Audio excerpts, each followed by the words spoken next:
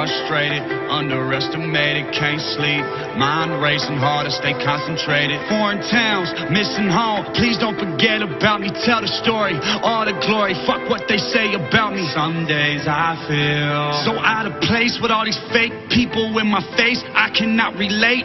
Sometimes I feel like I create and they just take everything I make, turn around and then hate. Maybe I was living off expectations, or I was born in the wrong generation. That's probably it. Meanwhile, I'm crushing weed overseas. Hopefully tonight we'll find more. Long days on tour, backstage getting boring, but step on stage and they roaring. I fell in love with a very bad habit, but I feel alive for the very first time. I don't wanna die, but I don't wanna hide or keep shit inside. I will not cry, so I deal how I deal with it. Deal with it. I am 13.